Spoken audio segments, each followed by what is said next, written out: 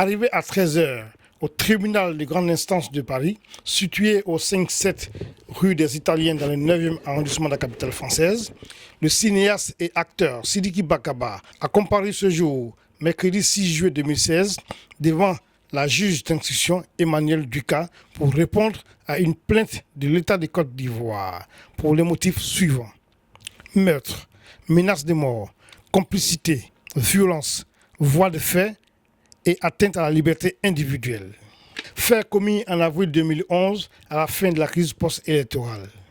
Après 5 heures passées avec la juge de 13h30 à 18h30, l'acteur est sorti du tribunal avec son avocat, Maître Gage Alexis. Comme à leur habitude, une vingtaine de patriotes étaient au palais de justice pour apporter leur soutien aux comédiens. Event News TV, votre média au cœur de l'info et au cœur de l'événement, était présent et a tendu son micro à Sidiki Bakaba, son conseil, et à Steve Biko, cyberactiviste pro-Gbagbo. Nous les écoutons. J'espère que tous ceux qui vivent ici auront cette chance que s'il y a un cas de justice, elle sera une justice équitable, juste. Et je suis heureux que ça se passe ici et non à Abidjan. Bravo! Bravo! Voilà, c'est ça la vérité. Non. Pour l'instant, non. Je crois que non, c'est les Ivoiriens qui m'ont mis en examen. Pour l'instant. Ce n'est pas le cas en France, pour l'instant. Oui, 4 heures, 5 heures de temps. Qu'est-ce que vous avez dit? Qu'est-ce que le juge a dit? Ce sont les accusations de Joël Nguessan qui sont reprises dans l'accusation contre M. Bakaba. Et ces accusations ne sont pas, à notre sens, établies et ne sont pas sérieuses. En réalité, elles sont, à mon sens, la contrepartie du fait que M. Bakaba est le témoin de ce qui s'est passé en Côte d'Ivoire entre le 8 et le 11 avril 2011. Et comme par hasard, en ce moment, on est en train d'entendre M. Nguessan devant la Cour pénale internationale. Et dans ses déclarations, on remarquera que ce dernier n'est pas très cohérent, très clair, très cohérent, il se contredit à plusieurs reprises. Voilà, donc mon client a eu à subir ces 5 heures d'interrogatoire.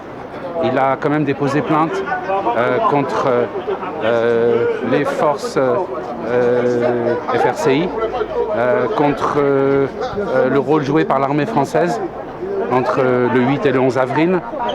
Il a été poignardé, il a reçu des éclats d'obus, il a été séquestré, il a été arrêté arbitrairement.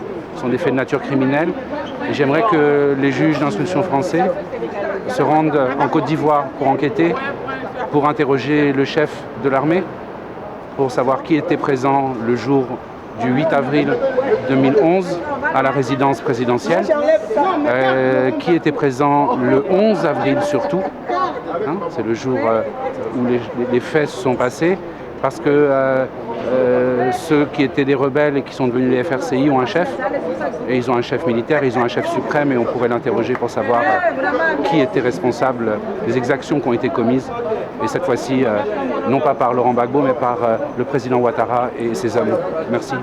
Non, déjà, je tenais à remercier tous les Ivoiriens, les Africains qui sont venus aujourd'hui soutenir le doyen Sidiki Bakaba. Il est important de dire que faire un procès à Sidiki Bakaba, c'est faire un procès à l'amitié.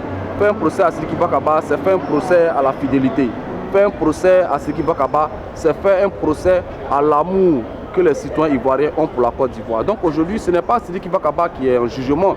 Voilà, c'est la fidélité en amitié qui est en jugement. C'est l'amour de son pays qui est en jugement. C'est l'attachement à un homme, Laurent Gbagbo, et à son combat. Donc nous ne pouvons qu'être là pour le soutenir, pour lui dire qu'il n'est pas seul. Pour lui dire qu'il n'est pas seul, et c'est pourquoi nous sommes là aujourd'hui. Et à chaque fois que besoin se fera sentir, nous serons là. Parce qu'aujourd'hui, Sidiki Bakaba, il est le symbole de la fidélité, de l'amitié. Et c'est ce message-là qu'il est important que les Ivoiriens qui sont en Côte d'Ivoire puissent retenir. On fait un procès à Sidiki Bakaba parce qu'il est fidèle à Laurent Gbagbo. C'est ce qu'il faut retenir. Voilà. Merci.